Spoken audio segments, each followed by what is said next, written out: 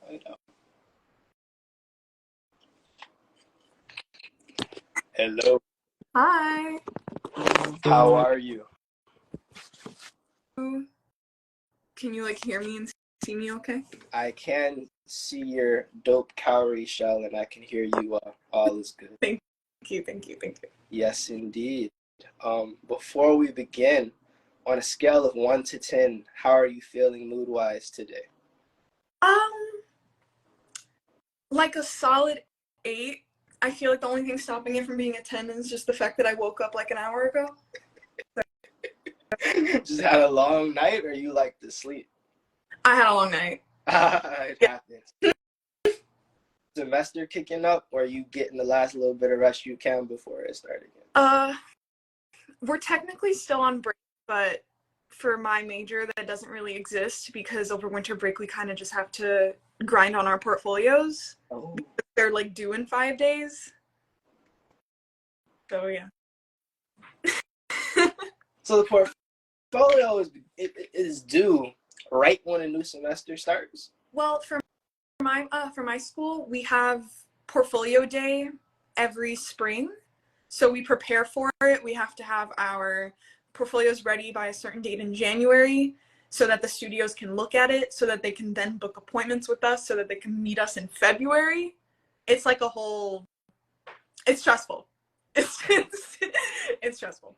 I can imagine. Is that something you like talking about, or would you rather do like the biography, origin story, inspiration? Oh no, we could literally talk about anything. Bet. All right, cool. First of all, the primary question of the day: who are you, and why should people care? Well, I am Amaris DeFranco. I am an animator currently studying Cal Arts. I'm a junior. So it's my 3rd year. I feel like people should care about me because I got a couple things to say. I feel like I have stories that are heard, and I pour a lot of effort and passion into the things that I do, and maybe that gets the better of me sometimes because I am a perfectionist, but I guess that just shows that I care. And yeah. And also pretty please. Dope. What are one of those things that you like wish for the world to know or like consume? Kind of. So I guess that kind of ties into this type of stories that I like to tell.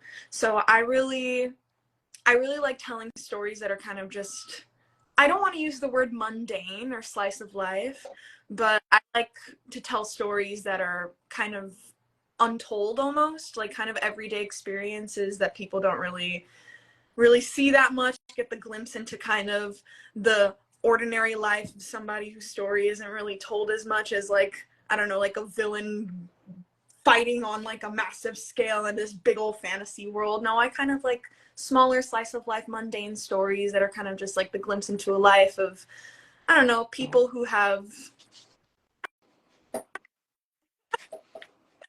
I don't know, just I like to focus on like niche human experiences, I guess. But What are some like slice of life stories, or even like shorts that you've like taken in, even like comic strips that you've taken in that you thought were like really sweet? Like, for example, my favorite episode of Tom and Jerry is not one of the ones where Tom and Jerry are trying to rip each other's head off all the time, or where Jerry's hiding the sandwich and then Tom gets the sandwich, he picks it up and he bites it and Jerry hops out. But instead, it's always the ones with the duck. There's this little duck that's in Tom and Jerry, and there's one where the duck reads The Ugly Duckling, and he wants a mom basically. So he pops out and he thinks that that his mom is Tom, the cat. So he's following around Tom all over the place and like trying to get his love and stuff. Meanwhile, Tom's trying to eat the duck. And then Jerry is trying to save the duck from being eaten by Tom. And Jerry's trying to help the duck understand that Tom is not his mom, that it wants to eat him, and what actual duck moms look like. And by the end of the episode, he basically gets it. And the duck loves his mom so much that he'd rather be eaten so that he can make his mom, the cat, happy than go and leave and go be an actual duck. And this breaks Tom's heart so much that he decides that instead of eating this delicious little morsel with the adorable voice, he's going to pretend to be a duck because this thing has love for him. amazing. Um, I kind of lost the question within the plot. Like I'm so Oh, hard. what are what are like stories that you've consumed, or bits of storytelling you've consumed that you feel are like really well educated portrayals of like those moments in life? I feel like, well, at least recently, what I've been really into is any story that like deals with the topic of like immigrant families really delicately, because I feel like there's a lot of media that kind of deals with it, but it's not done with like the amount of grace that I'd like it to be done with. So I'm trying to think of like a piece of media I've consumed where I've like really liked it. I'm really bad with names, but I do watch a lot of like short films or whatever comes up on my YouTube from like artists that I don't know. Um, Dang, I don't know if I can think of any names, but I feel like I've really been into, because that's kind of what my film is about. So I guess I've just been looking for inspiration. Anything that kind of just deals with telling the story of kind of how the dynamic between like an American family and a immigrant family, and just like the assimilation and trying to like deal with that kind of whole dynamic of trying to get used to like living in America but being an immigrant, and having like children who are American but still being an immigrant yourself, and just like culture shock and stuff like that, because that's something that resonates with me a lot. So yeah, just stories like that I've been really into, because they hit home. That makes sense. And same.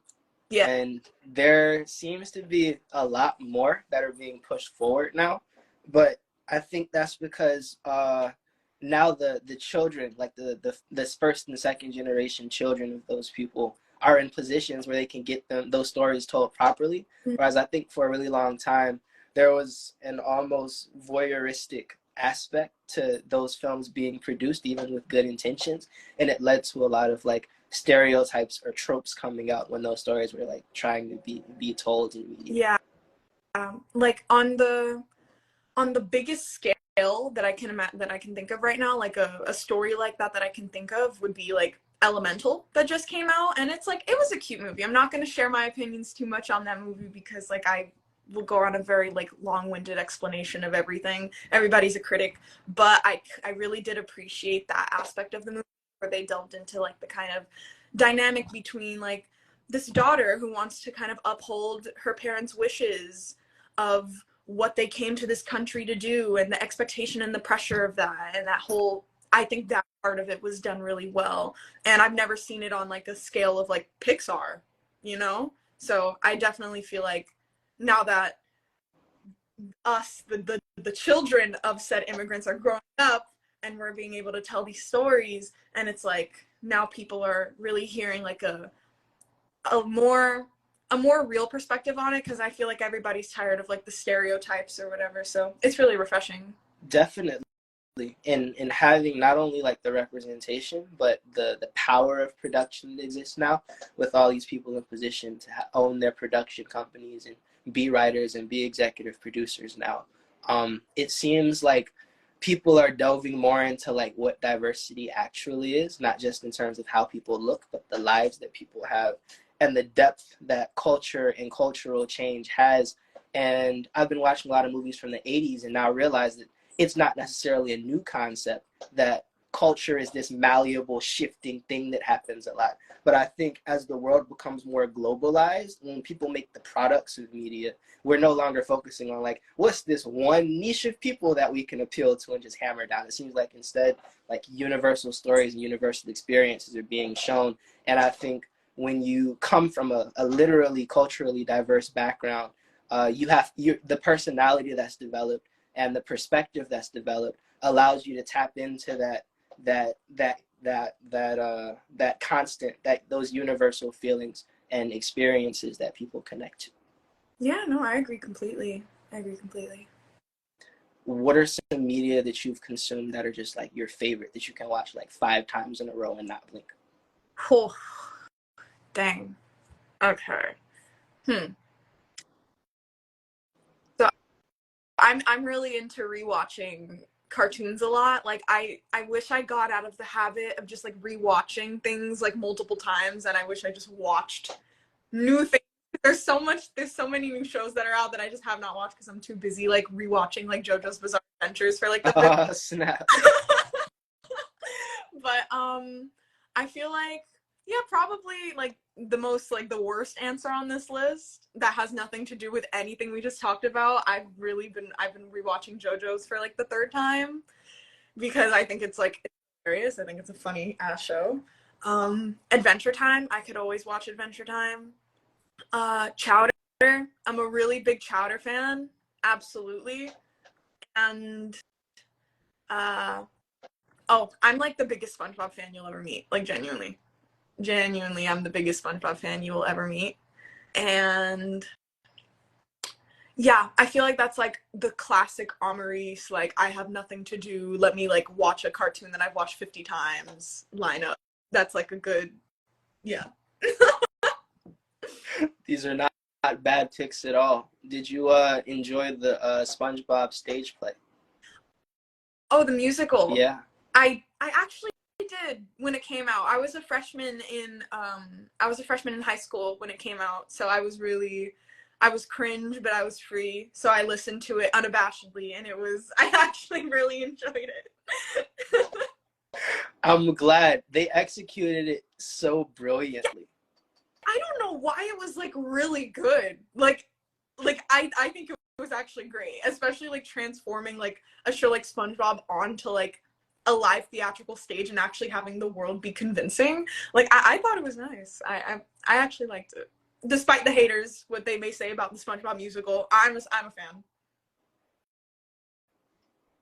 I am not a SpongeBob fan, and the stage play is immaculate. And then I watched this brilliant YouTube video breaking down like how the stage play happened and stuff. Because the Spider-Man stage play was a disaster. And I'm a huge Spider-Man fan. And I loved Lion King. And I loved the Lion King Broadway thing with SpongeBob.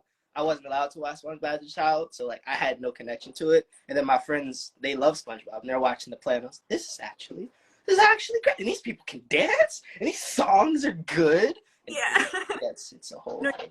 But the way that they made it, like the intent that went into it was instead of putting a bunch of people in like mascot suits and having them prance around for an hour, they really got to the core of like, who are these characters and what would they do? And they put these characters in these concepts and like into these contexts. And because the character writing is so strong and their personalities are so strong, they were able to shine through the actors, through the context of the play.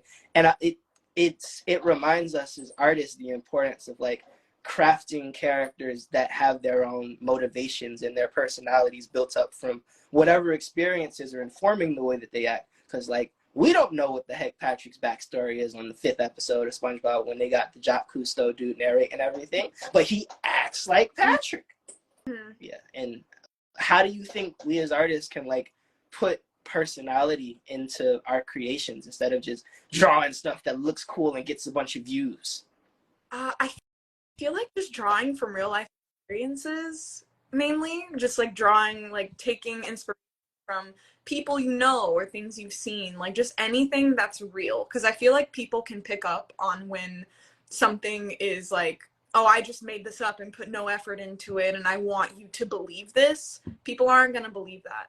But I feel like people definitely pick up on when like somebody presents you with something that's derived from a real life experience they've had or somebody they know, because there's just a certain feeling of authenticity that comes with it that you just can't replicate it from when you just like make it up. Like no matter how hard people try, like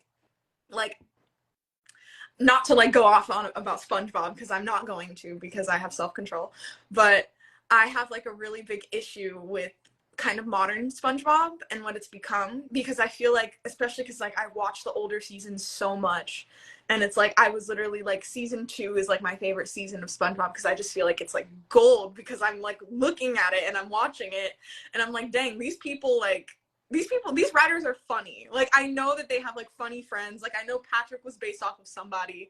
I know SpongeBob was based off of somebody. I definitely know Squidward is like one of them probably. Like it's like I could tell, and it was really enjoyable.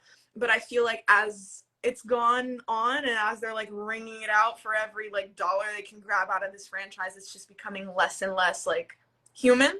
Like I accidentally watched a modern episode of SpongeBob, and it was just so like void of any creativity. Like I feel like it was AI generated. The comedy was just so it didn't hit at all, and I couldn't tell who it was. Felt so uninspired, and I was like, I wish people would respect their audience enough that no audience is gonna like enjoy that. And I feel like if somebody actually respects their audience, they wouldn't even disrespect them by putting that on. And like, so I feel like actually being real and being inspired with where you draw your inspiration from, especially when it comes to writing characters, is incredibly important. That makes sense. And I think Adventure Time is a perfect example of that. Throughout years and years and throughout the different spin-offs that it has, they were able to maintain a level of integrity, but also a level of growth that kept the spirit of the show. Because like right now, I'm watching Adventure Time. I've never seen it before. I'm on like season 2 right now, and it's so interesting seeing how it's when I was younger, like when it first came out and stuff, I thought it was random. I was like, this is stupid. I'm going to watch Teen Titans and Korra instead. Like, blow stuff up and do Kung Fu. But now, like, I can see that it teaches like emotional availability and empathy in a really interesting, like, funny way. And like being able to roll with the randomness of life takes way more tact than just being able to punch all of your problems in the face. It's pretty cool. But Finn still wants to punch all of his problems in the face. And all the characters have these different ways that they handle their problems, and I think that's so cool. No, I love Adventure Time for that. And it just gets better as the seasons go on. Like I haven't watched Fiona and Cake yet. I don't know what I'm waiting for. I guess I'm too busy rewatching Chowder for the 5th time.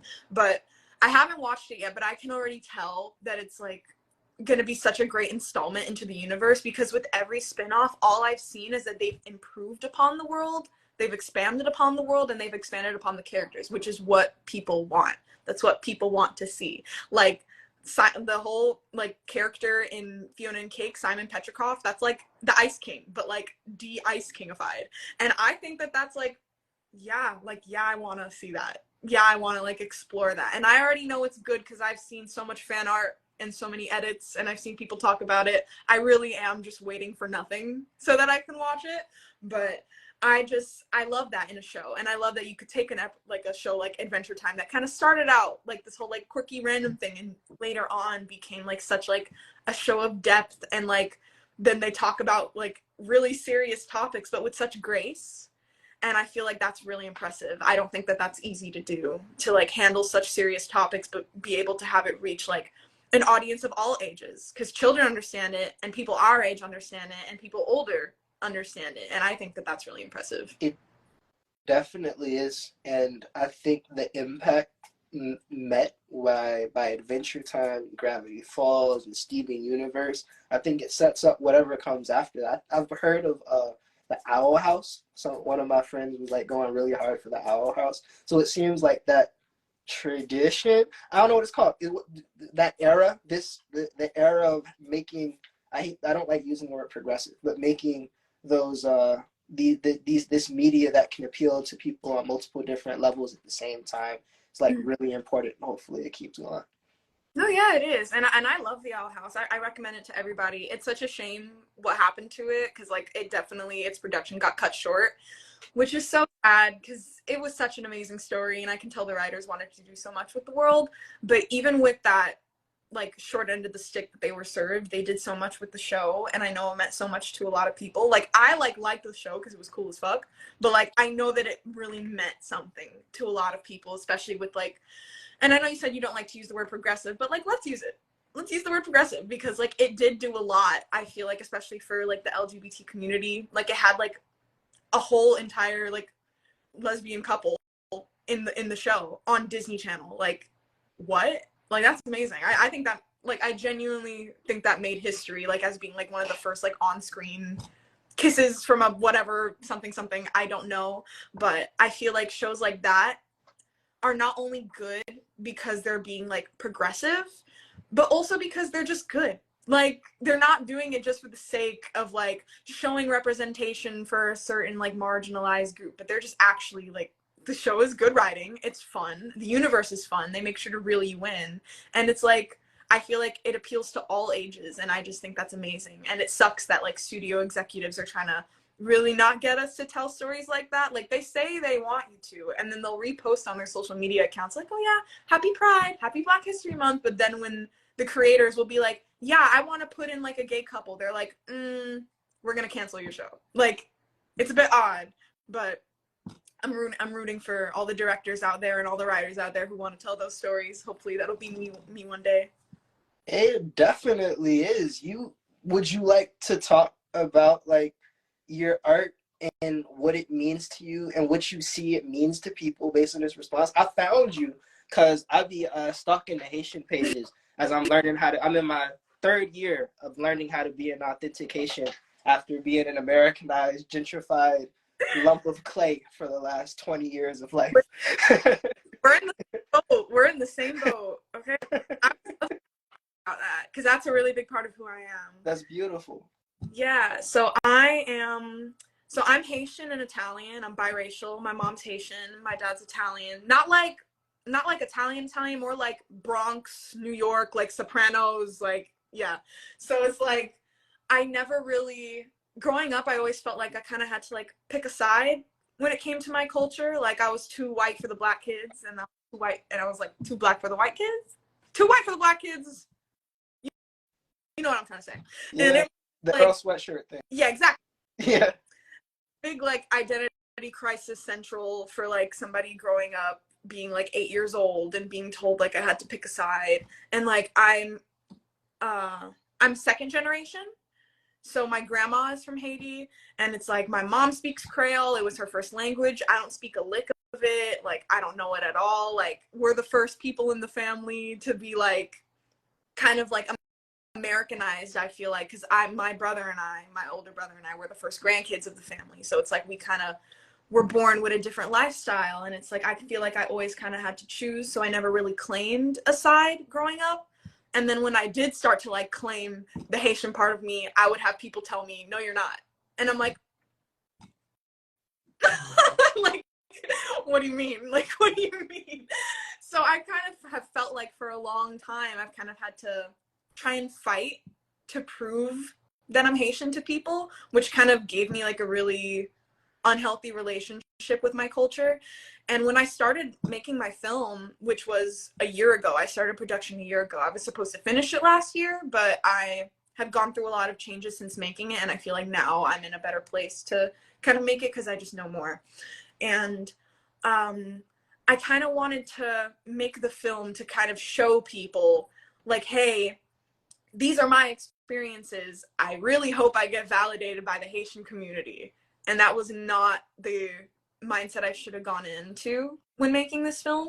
But through making it, I actually started to not only learn, like really, really learn my culture and like its history on a level, like me researching and me looking up books and literature and stuff like that, and me actually sitting down and studying.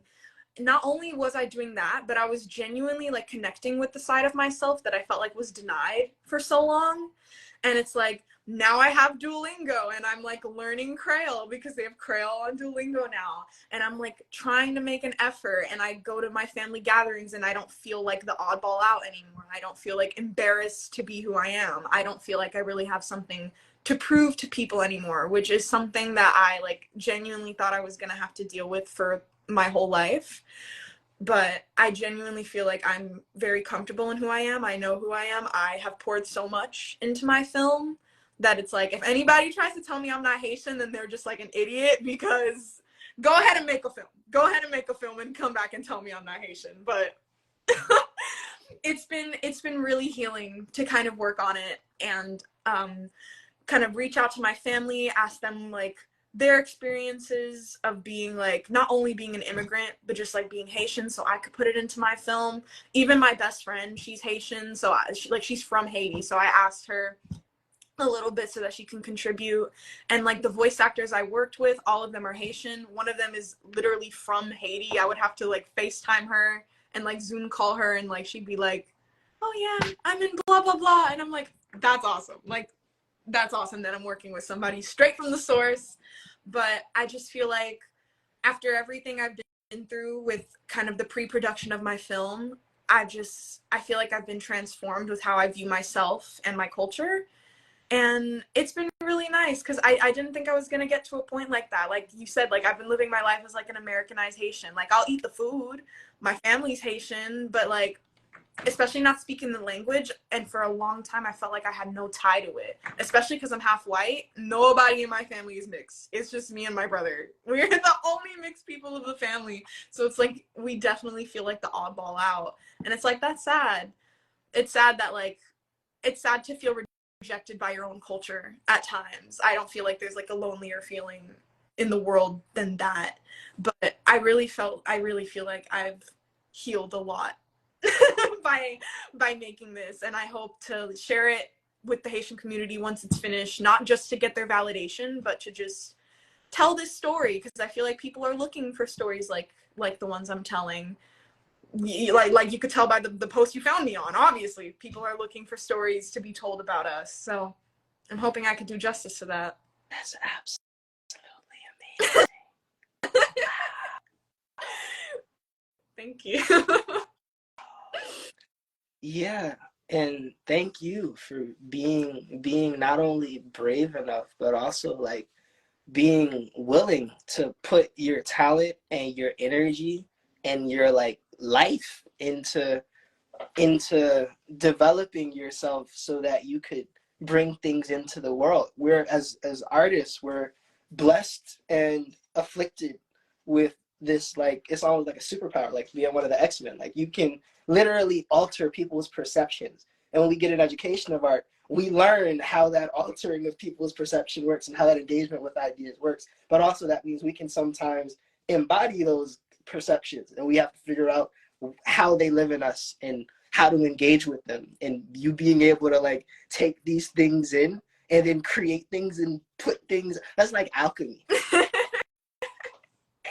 And it's hard. It takes time and it takes practice, because it's a part of myself that I rejected for a while. Like I came to school here, I came to Cal Arts, and I came with the mission of like, okay, I'm gonna tell stories, but I'm not just, I kind of had like this, I don't want to say disdain, but so until like last year, I was the only Black girl in my entire program.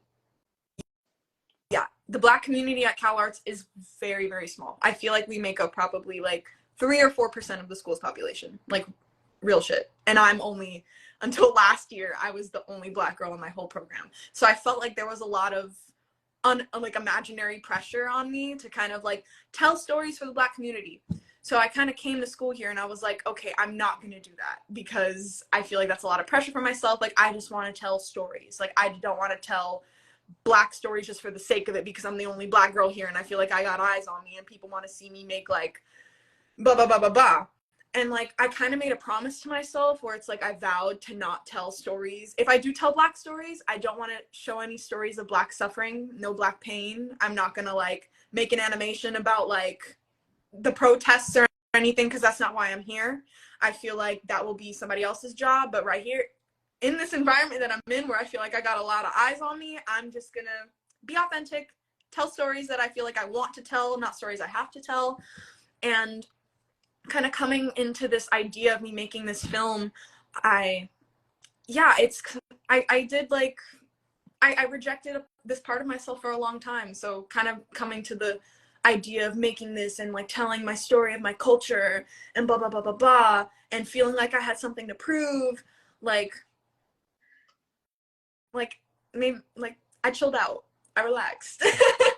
I relaxed, and I actually kind of just like realized why I should be doing this and like the real intention of it. And I feel like that made my film better. My film has changed so much from when I first conceived it till now. Like I'm actually going to be starting like actual production once the semester starts back up. So like my least favorite part, animating, I'm going to have to be doing that. Anybody who knows me knows I like hate animating with a passion. Like I'm in animation and I love the craft, but the actual act of making the picture move, that is not my thing. That is so not my thing. And it's definitely going to be like the most excruciating part of the filmmaking process, but it's also going to be really fun to kind of watch it come to life. And I know I have a lot of people who are anticipating this film because I've been, despite my shyness, I've been trying to hype it up because I know, despite the little voices in my head telling me otherwise, I know it's what people want to see, and I know that I'm making important work. And so, yeah, I'm trying to really tap into that. Wow. Is this like, this is like 2D? Is it like 2D? Yeah, it's 2D. There's people here who do 3D, but mainly we're taught to work with 2D software and stuff like that. So yeah. And is it like rigs? Is it like frame by frame? Do they make you do stuff on cells? That'd be crazy if they made you do stuff on cells. I know people who do things on cells, but that's on their own accord. Like they'll get grants so that they can buy the cell paint and stuff like that. Like I have a friend who did that, which was really cool. But no, we're taught to work on, like, if people know TV Paint, Toon Boom Harmony. You can rig on Toon Boom, I think. But we're definitely taught to do the whole drawing. Yeah, like this person said, when that 250th frame hits, like I'm ready to just like pick another career. Like genuinely, like I really don't like animating, but I have to do it.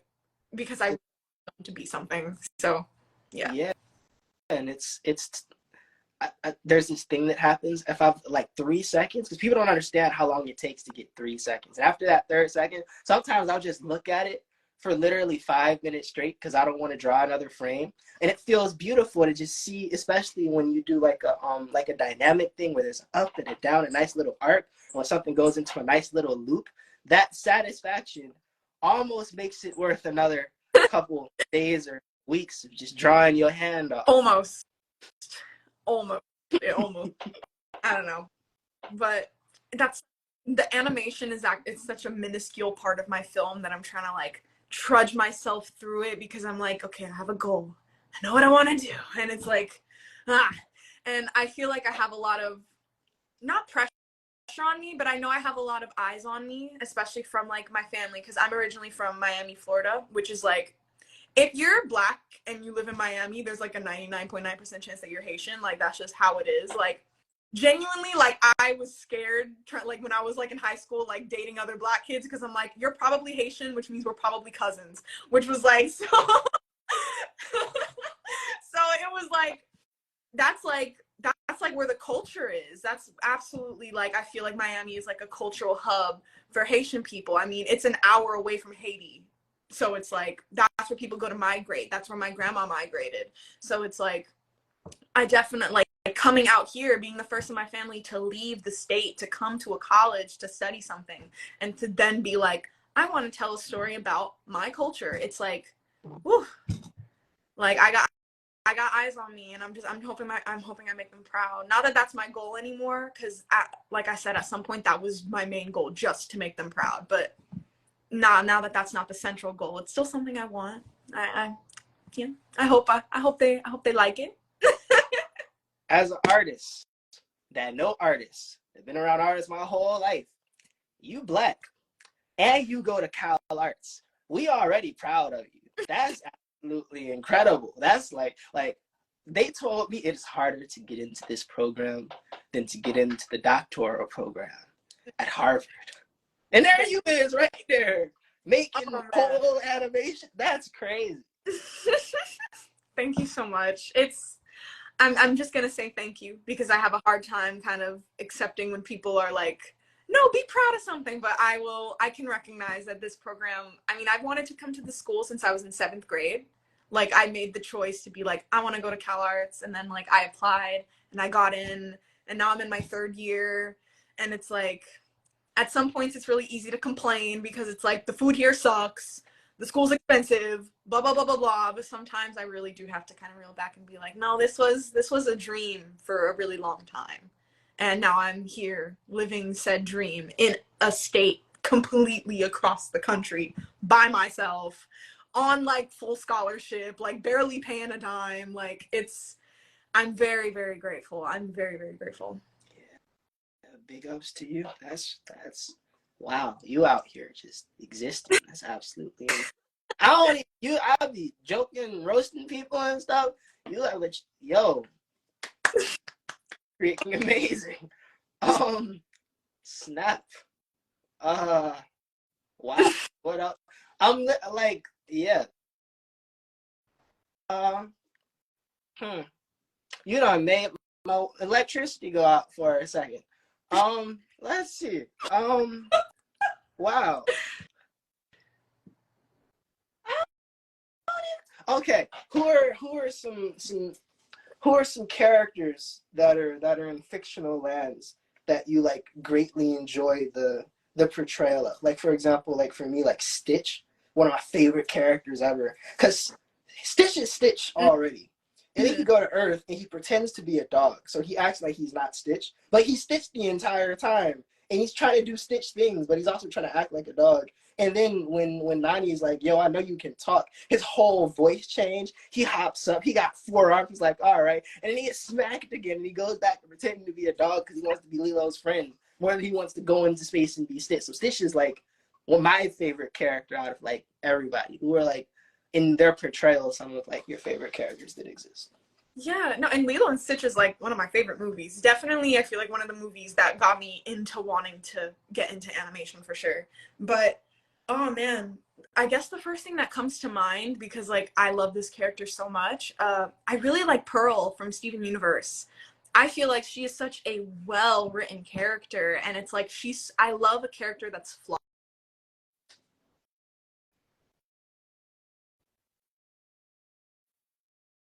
Obviously has things that she needs to work on, and she's probably not everybody's favorite character, and she's probably kind of annoying and gets on people's nerves because she's really uppity, but I feel like she has so much, like I feel like she has so much integrity as a character. Oh, and I just love how she's written. And even with Steven Universe, a show that I've been watching since I was in like very early middle school, obviously everybody knows about Steven Universe. It's had its ups and downs as a series, but overall I feel like it's like a beautiful show. Like I literally have the art book sitting right next to me like as we speak, and it's like I love that show. And even during its ups and downs, I feel like Pearl is always a character that I feel like was just always so well written, and like the psychology of her character is just like it was done with such grace. And I love that she's just so flawed, and she has so much angst, and she has so much to work through, and that makes her so real to me. And it's like I love her so much. So yeah. Dope. Wow. Yeah, it's a blessing when people allow their characters to not be the same and where they allow their characters to be unique. And I think we're seeing that a lot more now with people not being afraid to have that uniqueness and have different stories be told and present them to people and have them be received. And if they're not received well, let's make something else. How do you think like streaming is going to affect the media that gets produced in the future, with people being able to like not having access to like huge advertising dollars anymore, but at the same time more people watching like cool nerdy stuff than ever before? Yeah, oh, streaming is such like a important topic, I feel like, when it comes to the animation industry, because it definitely changed the animation industry and just TV in general, I think. But I feel like streaming is I feel like it has like an advantage actually that can be really utilized really well, because I know not every, like growing up I didn't have cable, so there was like a lot of shows like I missed out on. Like for a little bit, like I had cable when Adventure Time first came out, and then like as the season started going I didn't have cable anymore, so I just couldn't watch the show. And it was like, damn, all these people at school talking about Adventure Time, like I don't even know what's going on, like it kind of sucks. And I feel like even with things like pirating, which I condone on the down low key. I can. Everybody has pirated something. I feel like streaming makes things so accessible to people, despite like the recent hike in prices from like companies like Netflix and stuff like that, and them cracking down on like sharing and piracy and stuff like that.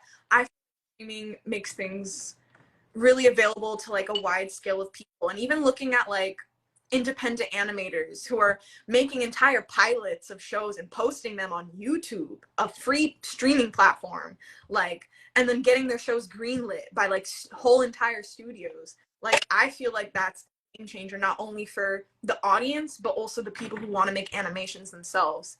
like, I feel like now that gives people the opportunity to be like, oh wait, I can do that. I can like look up how to use After Effects on YouTube, and I can look up how to use Toon Boom Harmony on YouTube, and I can make a series and I can post it, and I have the possibility of getting a greenlit by a show. I don't need to work for a major studio who wants to like exploit my labor and stuff like that. I feel like it gives people a lot of hope.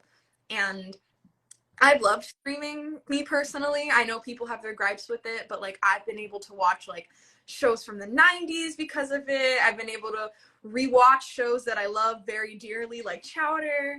Like I started watching the Batman, the animated series, and it's just, oh, it's so good. It's so good. And I'm like, I wasn't even like alive when it was made. So it's like really cool that I get to like watch it, because I feel like animation is storytelling. It's a storytelling medium, and I feel like it's just as important as like any other type of film would be, if not like, and I feel like animation is reached to on a more grand audience than probably normal film is, and I feel like people overlook that a lot.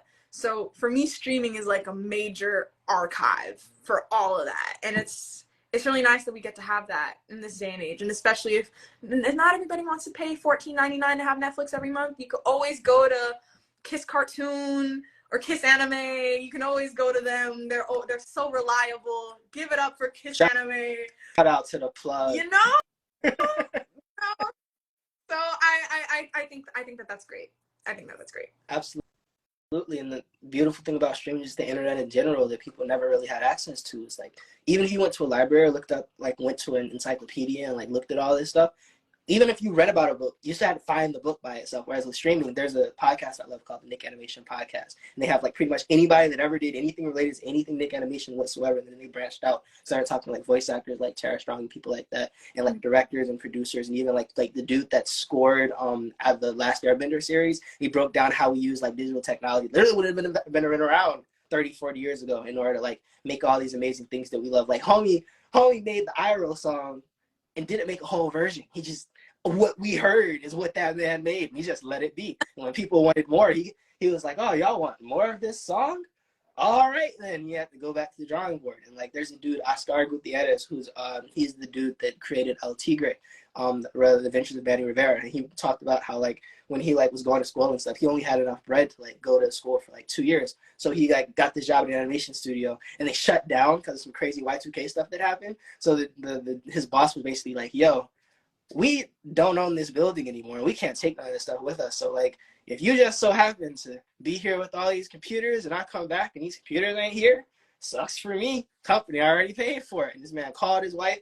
She brought like mad like shopping carts, and he went up and down the studio grabbing like computers and drawing tablets and stuff. Started an animation studio, which was one of the first ones that did like rig animation and like flash animation and stuff. And then because of that, like years later, even though like after El Tigre came and after he did a bunch of stuff in like the regular industry, when he was able to go independent, he did a project called The Book of Life. And The Book of Life is like Coco without the commercialization, basically. Oh, I remember The Book You've of Life. seen it? Of course. Oh, There it is. snap. I love The Book of Life. Oh, snap. Of course. Everybody, I feel like, is that not a popular movie? It's not. A lot of indie animation isn't like known by people. People consider that indie animation? Yeah, even like the stuff that Studio Mirror does, even like stop motion stuff, most people don't watch stop motion stuff, which is crazy. No, that's never have I heard of Jorge Gutierrez being considered not mainstream. That's wild. Yeah. I love everything he's made. I haven't watched Maya and the Three yet. That's a series on Netflix, but so you're familiar with Lightbox, right? What's Lightbox? Okay, so Lightbox is this like huge animation convention that takes place every year in Pasadena. It's Pasadena, California. It's a 3-day long like convention where you kind of just get to meet a bunch of like artists who work in the industry, studios, recruiters for studios, and just like art fans and patrons, and people come and they sell art, and people give panels, they give talks, there's live demos. It's pretty big. And I went last year and I went this year as well. And I got to see Jorge give a talk at a panel. I think it was I forgot which one it was. I don't want to say Teenage Mutant Ninja Turtles because if that's wrong, don't kill me. I But think I'm Mutant Mayhem. Probably one of them. One Okay. of those panels he gave a talk at with a bunch of other like kind of big name directors like Pete Ramsey, who worked on Spider-Verse, and like the director for Cloudy with a Chance of Meatballs, all that stuff. And it was like, whoa, I'm like sitting 15 feet away from like the man who made Book of Life, the man who made El Tigre, and it's like, oh my gosh, like unreal feeling. But it's also so insightful to like sit there and listen to these people who you view as like, oh, these like creative geniuses in your head, but they're literally just like dudes. They're literally like, they're so chill, and they're like, oh yeah, we like don't know what we're doing. And it's like, huh. like all right, so that feeling never goes away, even when you've made something like the Book of Life and Spider-Verse. Like, all right, like I'll take it. Like, I'll take it. It's wisdom, I think. And I feel like it lets people know that you don't need to be this like huge expertise, like genius, like mastermind to like get into something like animation. All you have to do is kind of just like be somebody who wants to do it.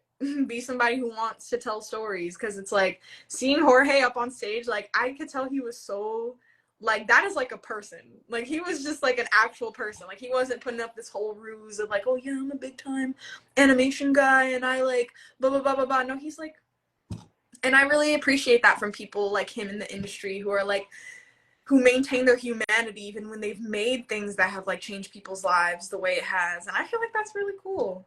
So yeah. Definitely. I definitely think so. As if I said Oscar Gutierrez, that's Roy. That's Rey Mysterio. I'm sorry, wrestling. Jorge Gutierrez. Yeah, absolutely correct. And yet, being able to, the internet allows us to see that these people are people that just didn't give up. They just kept creating and created things that they wanted to make, and because they wanted to make it, they were able to get over all those initial hurdles. Whereas a lot of people, if they don't get their way, they leave and go do something else. But those that stayed, those are the people that allow us to have the things that like inspire us and get us through hard times, and the art that like changes lives. And it's a blessing to be able to be a part of that, and to be able to like do stuff along those lines. What other like spaces have you been able to like be a part of and visit and like witness and like learn from? Oh, that's a good question. So I feel like one thing CalArts does right is they are very good at connections. They are very good at setting us up for success. And I feel like almost all of my classmates will probably definitely have a job right outside of graduation, like immediately, because I feel like they just set us up so well for that. And not only with Lightbox, they do that, because I was provided with, the year prior, I had to pay for my own tickets because I was balling, so I could. But this year, I'm part of like a program at my school that actually like promotes diversity, because I feel like CalArts is becoming more and more aware of the fact that there's not really that many people of color at this school. And if they are, like barely any of them are like Black and brown folks. So it's like, they made this program called Bridge to Industry, and what it does is that it sets us up with a bunch of like networking opportunities, like industry events, like, or just like cool things that we get to go to, like Universal. Yeah, they took us to Universal over the summer. That was pretty cool. But they hook us up with a lot of like free access to these events like Lightbox that cost like hundreds of dollars to attend. And one of my favorite ones that I went to last year was actually this much smaller convention that happened at the Burbank Marriott, and it was called it was Afro Animation. And Afro Animation, as the name entices, is like just this event that kind of like promotes any and all things Black animation. And it was such an amazing event, and I'm definitely going back this year, because even though I love Lightbox, I don't want to say I'm an introvert, because that's not true. I love people, but like an event on that grand of a scale was just a little bit too much for me. And I did go all 3 days, so I was definitely burnt out and overwhelmed by the end of it. But I feel like Afro Animation was the perfect size. It had the perfect amount of panels, the perfect amount of people attending. It was real small, it was real intimate, and it was just all things like Black animation that I thought I knew about that I didn't. And it was like, and that's when I first got to meet and talk to Pete Ramsey, who I again worked on Spider-Verse, which was like that was even crazy that I got to like actually speak to him. And it's like it gave me the opportunity to kind of connect to other Black animators in the industry, and I know that we're like few and far in between, and if we do exist, we're like located in different places. Like not everybody is located in LA, and I recognize that. It's like if I didn't go to college here, I wouldn't be able to live here because it is expensive. So it's like I know not everybody who's Black in the animation industry gets to like come out here, and like we got to learn about industries that are based in Africa. Like there's like this animation studio which I think is called Triggerfish Animation, and they made this new kind of anthology series on Disney Plus called Kizazi Moto. Yes. Yes. And I got to go to the panel for that, and oh my god, that was one of like the best panels I've ever been to, genuinely. Like some incredibly like talented artists and just talented writers and people and directors like on that team just kind of pouring their heart out to this like very clear passion project that they've been working on for the past few years. And like to have an animation studio from Africa hit like such a mainstream streaming platform like Disney Plus, like I feel like that is a huge leap for like Black animation just in general, especially like on an international level. And it's like Afro animation definitely gave me like a nice insight into that whole kind of realm, and it gave me like the confidence to kind of be like, you know what, yeah, I'm gonna like promote myself and stuff like that, because Black animators, like we out here, we're doing the damn thing, and I'm gonna do that. And I feel like CalArts definitely has given me the opportunity to attend events like that. And aside from Afro Animation and Lightbox, there have been other events that we've attended, like kind of live concerts or like just networking events that are local or just like online webinars. I feel like those two are definitely the most like standout ones that I've attended, especially since we attended them like for free, which is very important because not everybody can pay for a ticket. I can't pay for a ticket, so it's really nice that I got to attend it regardless of that. But yeah, I definitely, if you ever get the chance, are you based in LA? I live on Southwest Airlines and Frontier. Right now, I'm actually going to school in Philly. I was traveling, I ran this business for a little bit, like out of high school, and then I went to like this art school in Georgia for a little bit, and I was like, dang, the art don't slap like that. I'm gonna just travel and meet a whole bunch of people and do a whole bunch of crazy stuff. So I like was doing commissions and animation stuff and talking to a bunch of people and like running this like clothing business where I was helping artists use their art to get bread and all types of stuff. And for the like 4 years, I was just running around and doing kung fu and making art and talking to artists and chilling with them, interviewing them and stuff.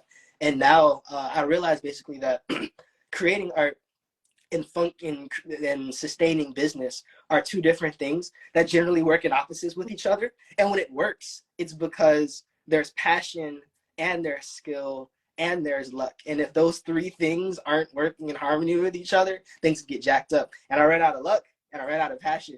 So I was just there with skill, and I was like, I don't know what to do. And so things happened up in a manner where I was able to like come here, and there's one of the best schools for programs for entrepreneurship in the country. I was fortunate enough to be invited in that based on the business that I had and stuff. And so now I'm here and I'm learning how to do a better job of business. So I'm up in Philly right now, but I have my friends in Oakland.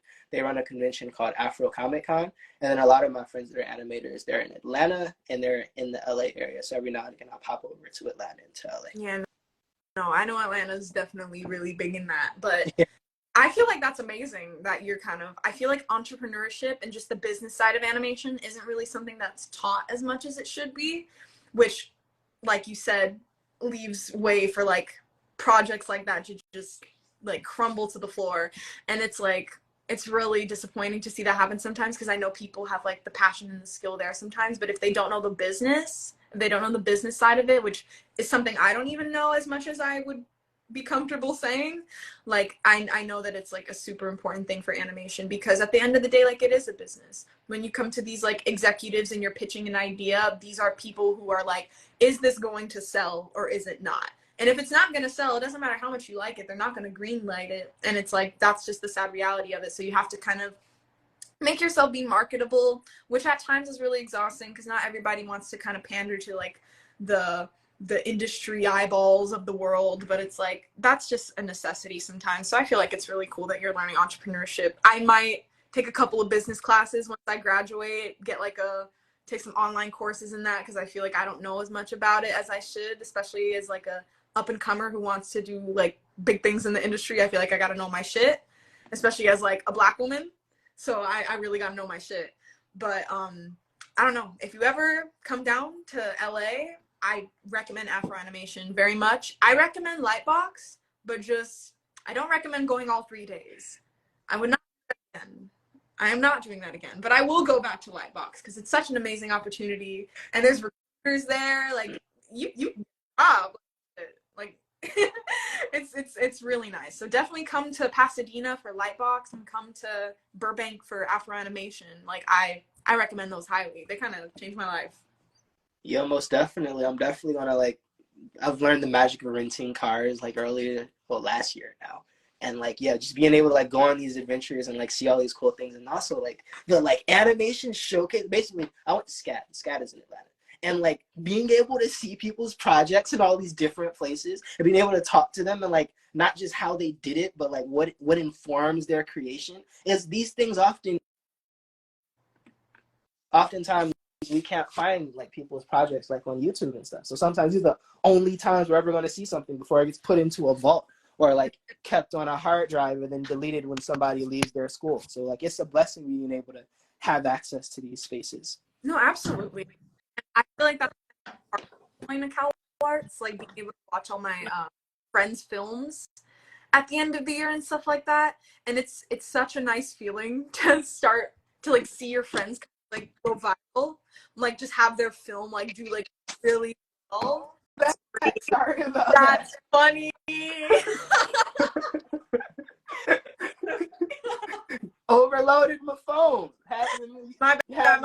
Maybe that was a sign I should stop yapping. Nah, yeah, we are here to as much yapping as you want to do. That is what we are here for. We don't get spaces where we get to hear like the minds of the future like discuss things, and like people like you are the people that are going to make all of the stuff that like my children and stuff like fall over. You're going to be responsible for so many sleepless nights where my kids just like, I want to watch that thing for the 30th time in a row in the television. And if I don't have the little holographic visors for them, I'm gonna have to hear it out the speakers. So it's definitely a blessing. Ain't no such thing as too much yapping. You was talking about how your friend had the film and you helped on, you got to see it. Yes. I was just mentioning how like it's really nice watching your friends' films be like successful. Like I had a friend who recently just went viral on her film, and it's like, oh, it was so deserved because it was so good. And watching people also around the world also think it's good and then like make it go viral it's just such like a rewarding feeling as a friend and as like a classmate to like watch that happen. And it's like throughout my time here at school, I actually haven't finished a film yet. I haven't made a film. It's not like required. It's definitely implied that you should. But during my first year, I kind of just had like a film going. I really didn't like it. I was not passionate about it at all. And I kind of just decided to not finish it, which I don't regret that decision because I genuinely did not like that film. And even if I did finish it, it would be locked in the vault forever and it would never see the light of day. It was just kind of like an introduction to learning how to make a film and the pipeline of all that kind of thing. And last year is when I decided to start the film that I'm doing right now. But like I mentioned previously, like I learned as I made as the progress of my film was made, and so more time was spent on it. And now I'm in the stage where I'm like, okay, I'm going to finish it this year. But now in my third year of going to Cal Arts, I haven't finished a film yet, and it's like at times that could be a bit jarring because I'm looking around and I'm like, man, like I really want something to like show for the fact that I like went to this school. And it's like whether or not I make like one film or two or three or four, as long as I make one, I will be very satisfied. So really hoping to get that rolling. Not really hoping to get that finished because I know it's going to get finished. I'm just really hoping to get it finished with as little agony as possible. I wish you luck. Whatever you make is going to be dope because you've done the work to understand how you, I feel like you've done the work to understand how you work and what you want to make. Yeah, I feel like I've definitely learned a lot, like I said, since making it. Like going back to that Afro animation panel that I attended, there was on the Kazazimoto panel, there was an artist who was actually on the team who I'd been following for a while, who I didn't know worked on that series. And like I was like, they introduced him and I was like, that name sounds familiar. Like, let me look him up on Instagram. I was like, oh my God, like I know this man and I love his art. Rocket Boy? Huh? Is it Rocket Boy? No. Oh, it's not? It's like Terrence something. His name is like Terrence Oh. something. He's like a Nigerian artist. Uh-huh. And I love his work. And I saw him on the panel and I was like, oh, so I have to talk to him. So after the panel was over, I went up to him and I kind of asked him just kind of a question in regards to like how he made this and in regards to like advice as somebody who wants to make a film, what I can take from it and apply to it.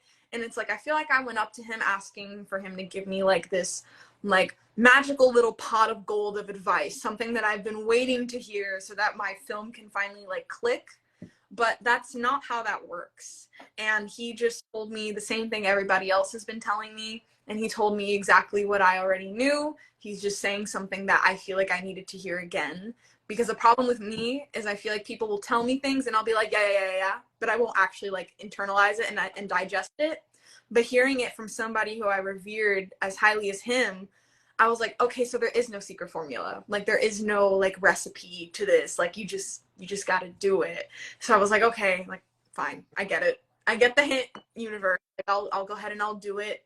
I'll go ahead and I'll make my film regardless of the fact that I want to, every time I look at it, I want to change this and I want to change that. No, I got to keep going with it because I feel like no project is going to be like perfect, but I just need to do it because I haven't done it. I haven't done it. Like I've been really happy with the amount of time I've spent on my film and I've been really happy with how gentle the process has been. But at the end of the day, like I'm here for a reason and I really need to finish my film because I feel like I need to hold myself to that. And I feel like I have a lot of people who have already told me the things I need to hear and I just need to apply it. Yeah. We all, that's life. That is life. That is yeah, I'm noticing this a reoccurring theme with every my life of that just being how it is, but yeah. hard. We're becoming the people that we're going to be, and you don't become that person without realizing stuff, without experiencing stuff that everybody has become. So it can feel cliche until it fits, and when the cliche fits whatever the heck is being experienced, it's like, oh, it's like a canon event. It's like, here's a little thing that's going to turn me into the person that I'm going to become. Are you familiar with someone named Carl Jung? I don't think so. Carl Jung was basically a psychologist in technically Germany. He was basically a psychologist, and he's responsible for like a lot of the thoughts that people have around like archetypes and stuff. So if you remember like Joseph Scott Campbell, Hero with a Thousand Faces, like the concept of like the ego and the self and the animus and all that stuff, that like comes from Carl Jung's psychology. Then it was expanded on by people that have like done like storytelling work and stuff. But the interesting thing that he figured out, which like Joseph Scott Campbell like magnified on top of, was that every creative person basically consciously or subconsciously kind of orients their life into like a story. And then like there are certain archetypes that like of people we experience and events that we experience that like fit into that story, that make up that story.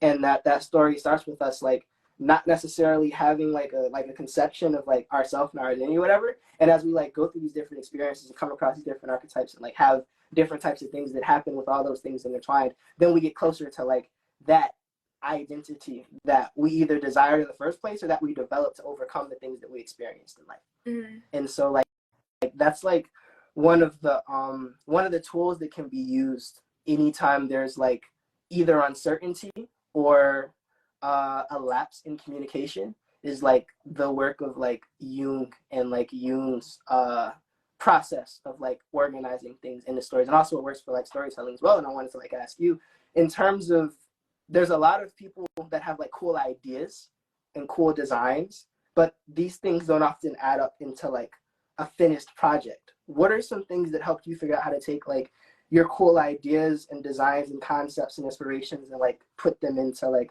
a cohesive project that people can understand and receive? That's an interesting question. So I feel like I am an artist who really likes to, I'm inspired by a lot of things, and I like to draw inspiration from almost everything around me. And when I have this idea of something I want to make, I look at people who kind of, in my eyes, probably did it better, and I'll look at a film.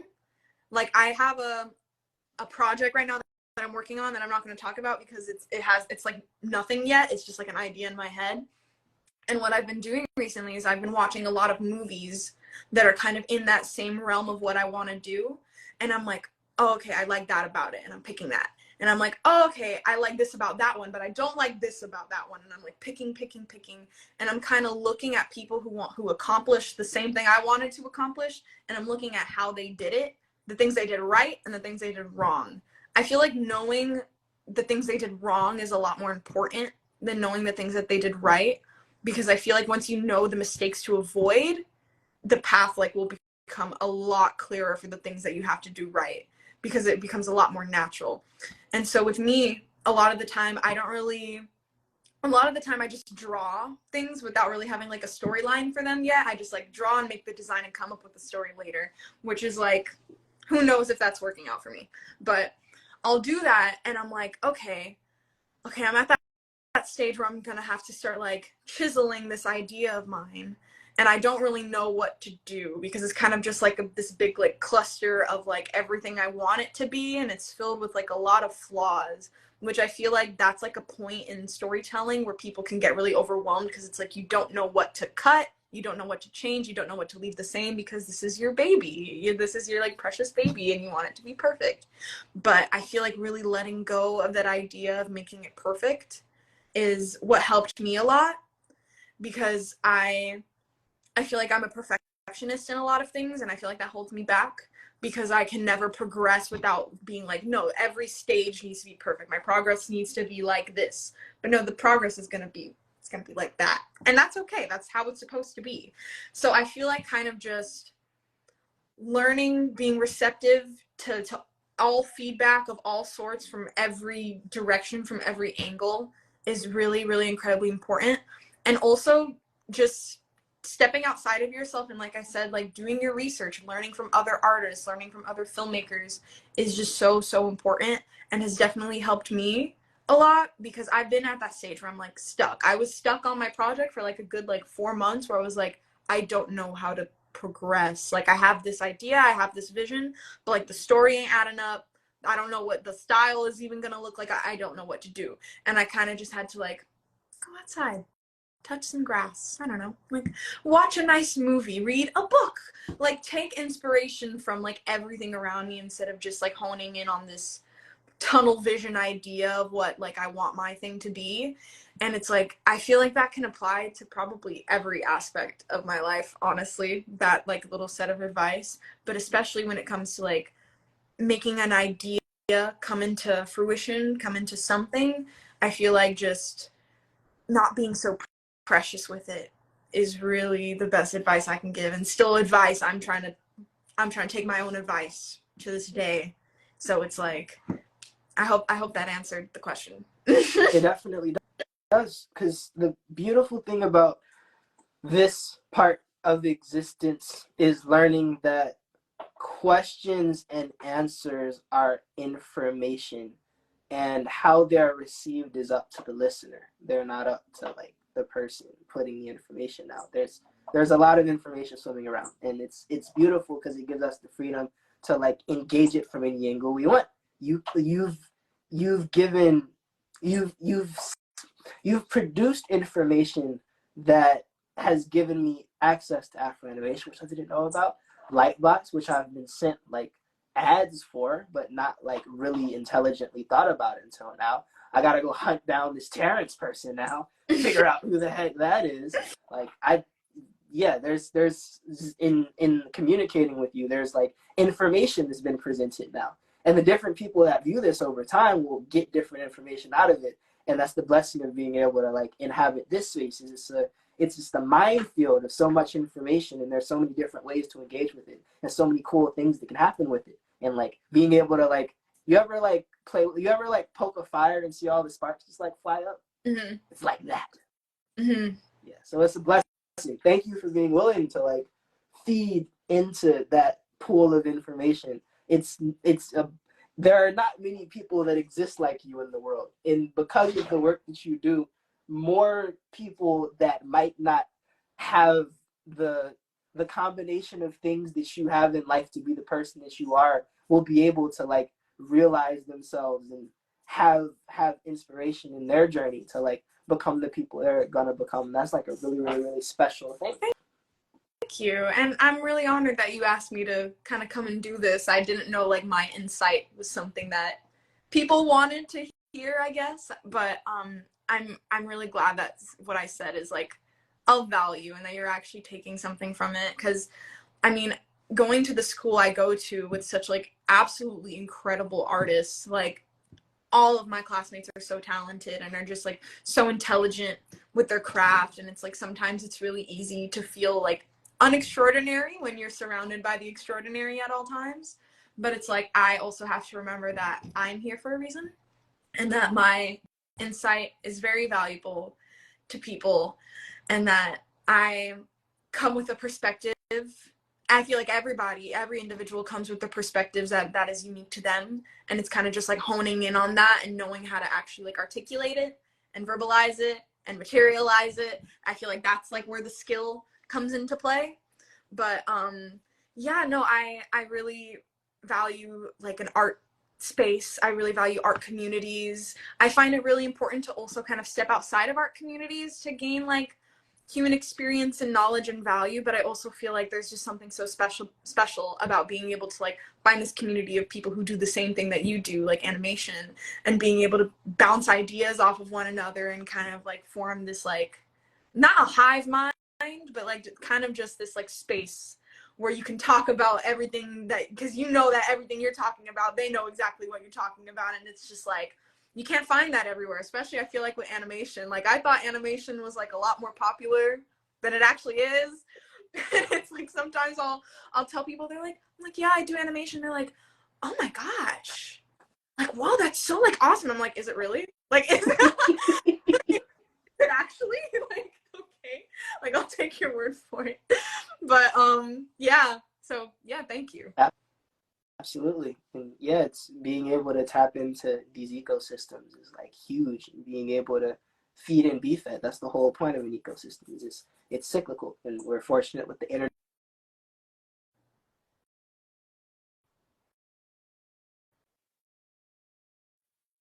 out of here. Forward, mosey on to whatever the heck has to be done in life. Would you like to play an activity? Oh yeah. All right. Now there's two activities that can be played. The first is that I can put myself on a chopping block. You can ask whatever you want for 5 minutes, and I have to answer them honestly. Secondarily is you can pick a show, and I can pick a show, and we can see where the middle ground between those pieces of media lie. Okay, interesting. I think I'll go with the second one. All right. You want me to pick the first one, or you want to pick the first one? I don't want to pick the first one, but the second one sounds really interesting. Like I'm. You want to flip a coin? Yeah, actually, we can. All right. Do I have a coin? I got a top to onion powder. So we're gonna say. Okay. Do you have a coin? I have a coin. Okay. Cool. All right. What's heads and what's tails? One is heads. Two is tails, I guess. Yeah. All right. Let's leave it up to chance. I'm afraid. Okay. Got us a nice shiny dollar coin. Oh snap! Yup. Yes. Yup. Get out here. Yep. It is not mine. It's my roommate's. My roommate ain't got nothing but a trumpet. Couldn't flip that. All right. 1, 2, 3. Tails. It's Tails. Thank God. Beautiful. I hate telling the truth. All right, sweet. All right, so I just pick any show. Yeah, you pick a show. Oh my God. Every time somebody asks me to like pick any piece of media, I swear like anything I've ever watched, just like Yeah. head.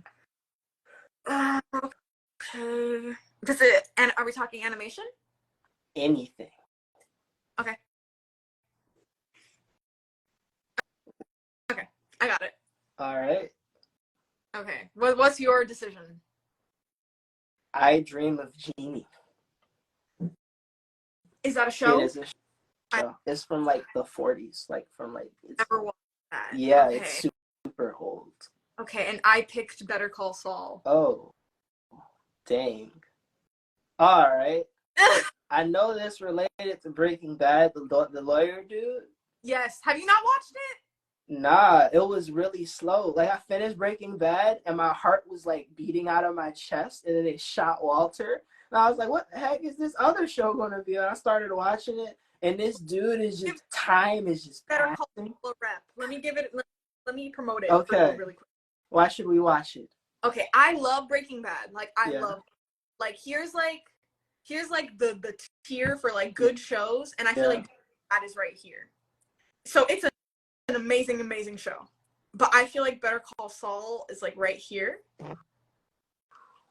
Yep, I like it. I like it a bit more than Breaking Bad.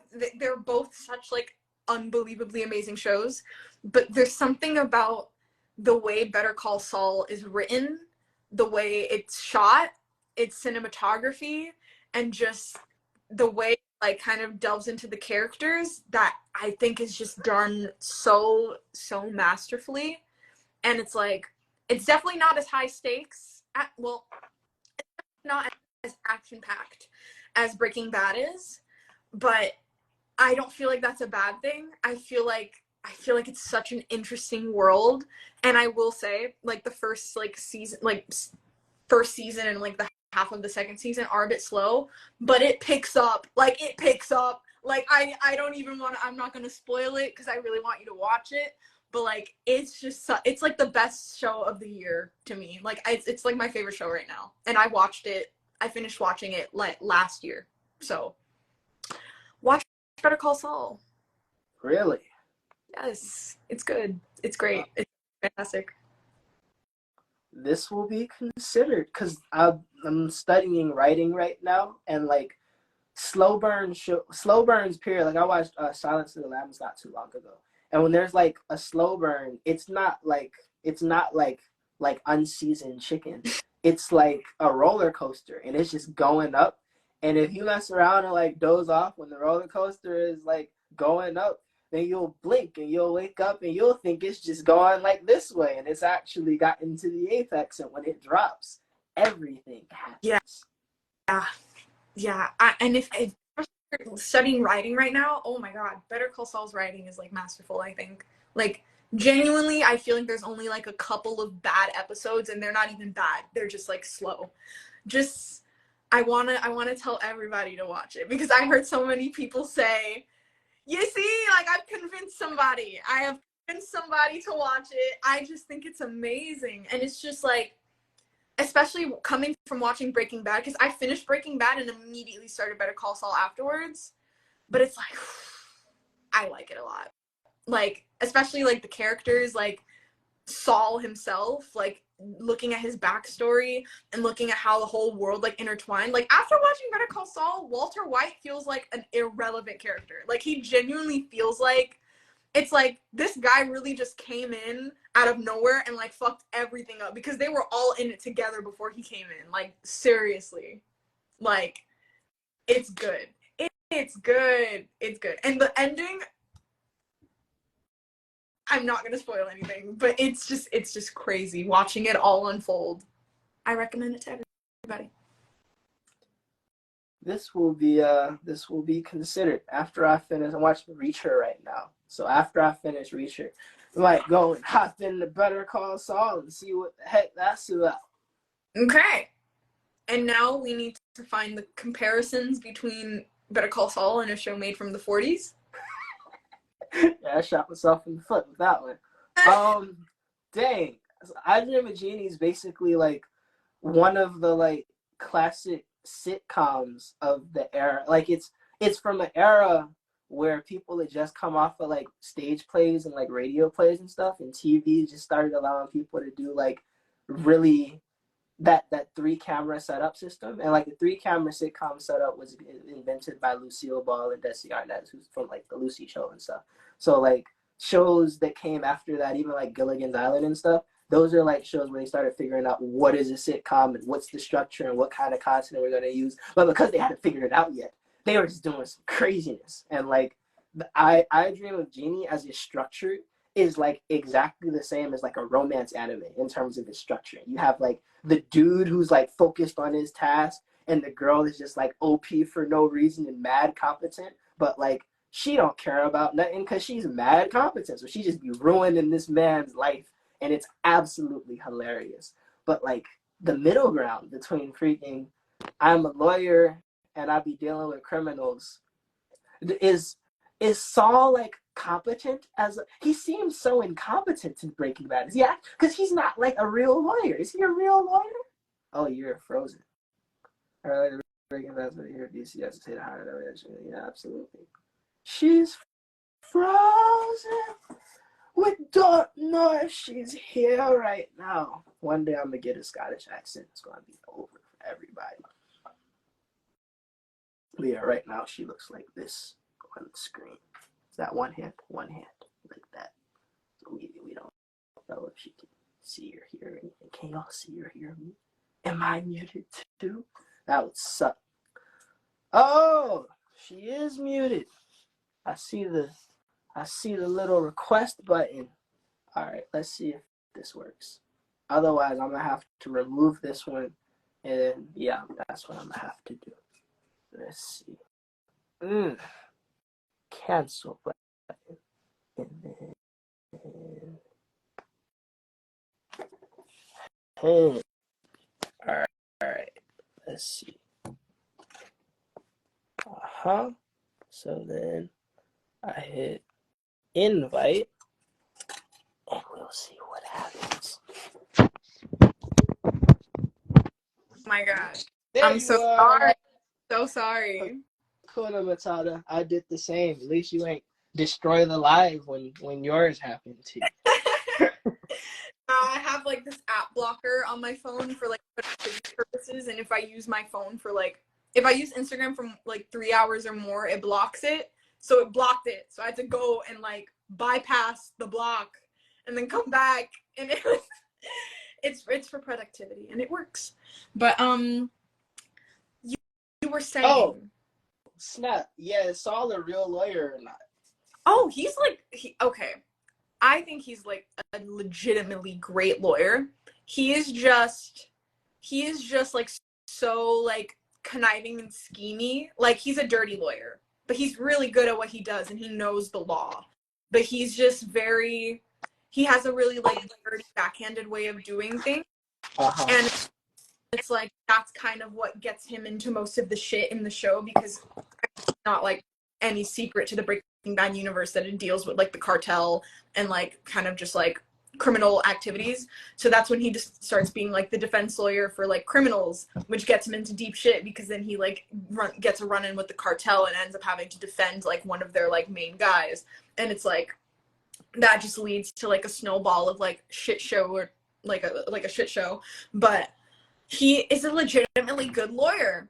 It's just that there's like it's just that he like engages in like chicanery and is like a silly guy, and like he can't leave like his life of like criminal activities behind him, because before he became a lawyer he actually was like he wasn't like a criminal, he just like got into trouble. He's like really troubled, he's a troublemaker. And it's like, and then he became a lawyer and like knows the law really well, but nobody's gonna like give him a chance or take him seriously because he's always been this guy.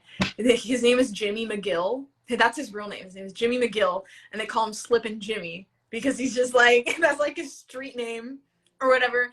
And it's like the shenanigans are silly at first, but then he just gets so deep into it that it actually like ends up like ruining his life. And it's like, that's not a spoiler because like, I mean, look at where he ends up in Breaking Bad. But man, I'm not going to spoil how that happens because it's just watching the descent into like chaos and madness is definitely the best part of the show.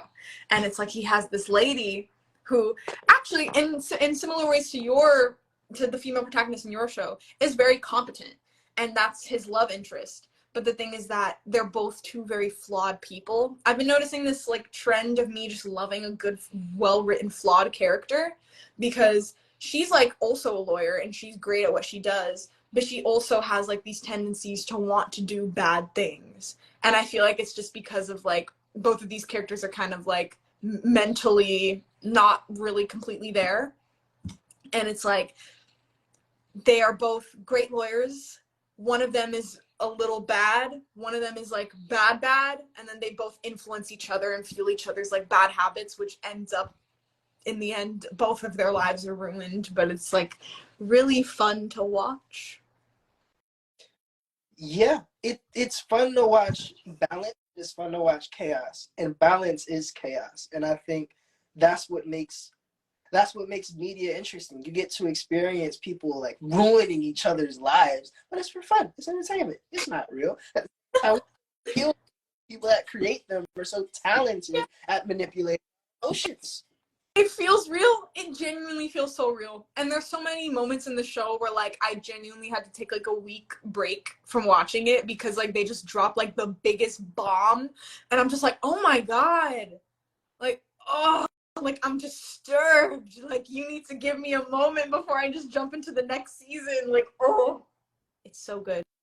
It's so good. And I got so attached to all of the characters, and it's like, whew.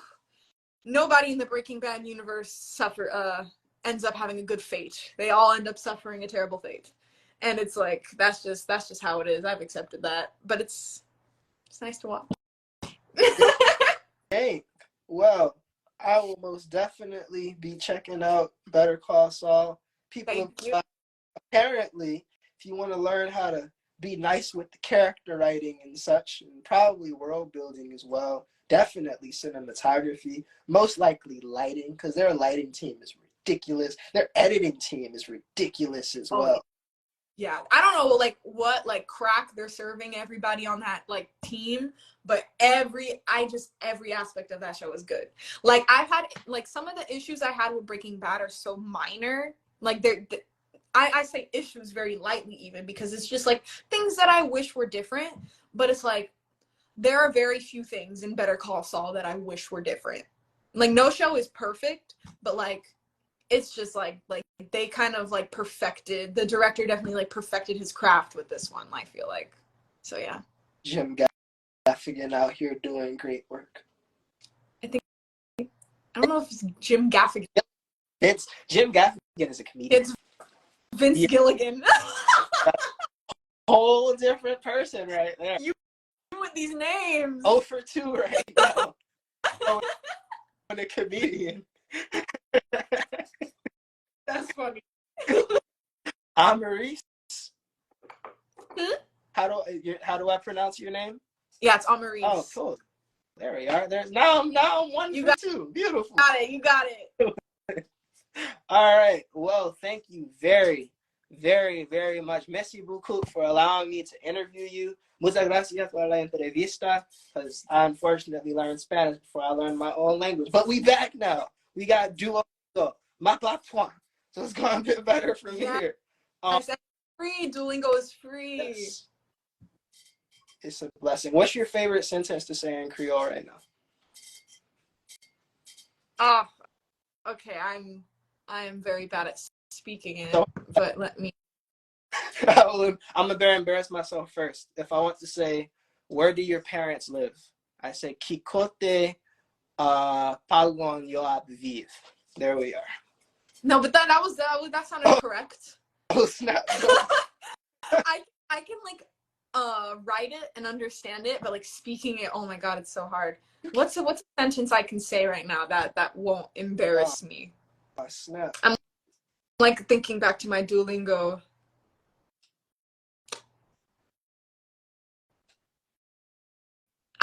don't want to embarrass myself on this IG live. Like, I don't know. Again, if I want to say, I live in an apartment, I would say, ma vive apartment. Apartment. It's apartment. And if I want to say, dang, everything else that I know how to say is inappropriate for a conversation.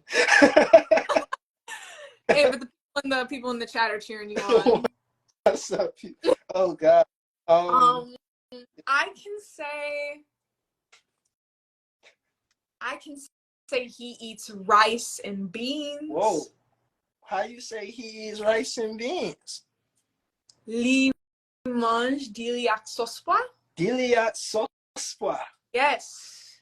Li mange diliac sospoa. If that's wrong, please don't come for me. I'm already aware that there's a possibility it is wrong. I'm already embarrassed. So yeah, thank you. That is bad. That was bad. I know. Thank you. It's okay. I'm trying though. I really am.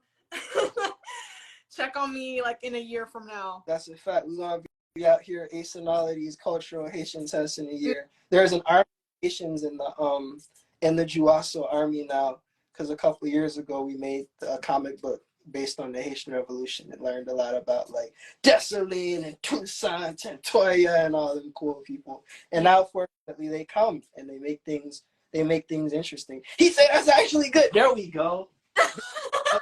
Message. It's okay if it is actually bad though. I am working on it. I'm trying. And I haven't done Duolingo in like a month, but I had a good streak going on before I decided to give it a break. I was going at it for like 100 days straight, but yeah, no, but I fumbled. It's okay, but that's my fault. But yeah. It happens. Now rice is dilia or is and? It's dili. D-I-R-I. I'm not even gonna just try and pronounce it. Yeah, that's right. And then ak is with. Oh. And then sospoa is sospoa. You know sospoa. Oh. I didn't know with. Yeah, it can also be avec. Of course it is. But I think avec is more like French. Yeah. Yeah. Yeah. I should not be teaching anybody Creole. Like, I don't know. Please fact check that, because I have no authority to be teaching anybody this language. I'm fourth generation. I ain't even third generation. You know me. I ain't, because they be shortening the words and they be like, how I be learning some things ain't always the way people say them, and they be like, and hurts when I hear because it be in the middle of a word, so I think the is a part of the word, but the is separate than the actual word. So that makes so much more sense now. No, my family speaks so much Kringlish, Creole English. They speak so much Kringlish, and it's like, the thing is that they speak it fluently though, because that's my mom's first language, and I still don't know it. Like, they did me dirty. But I'm trying, because I want my kids in the future to also know how to speak it. I'll pay for lessons for them, because I really don't want that part of my heritage to be lost down the line. That'll just be so heartbreaking, especially since I feel like it's such like a fun language. Like hearing my family speak Creole, especially when they speak it fast, it's so like, it sounds so fun to speak, because I know when they're angry, they probably really like cursing people out, because it rolls off the tongue so nicely. Like I really want to learn how to speak it as soon as I can, but I'm giving myself like 3 years before I'm fluent, or at least a little fluent, but I'm trying. We're going to get there. We are places that we need to be at. Blessings to you and your journey and your missions. Thank you so much for being willing to share time with the people, for being willing to sacrifice your relationship with your productivity app to come and drop bars on the people here and all the things that are associated with here as well. This is your content. It don't belong to me. It belongs to everybody. So like, you ever want to like clip this out, use audio, I don't care about no credits or nothing. I'm getting stuff from other sources now. So like, if you want to use any of the information here whatsoever, feel free to do so. It is your voice. That is your face. That is most likely your cowrie shell unless you're borrowing it from somebody. And all that is coming from this time is yours to be used to whatever you need to advance in life whatsoever. Thank you so much. And thank you for having me. I really had a good time. I'm grateful.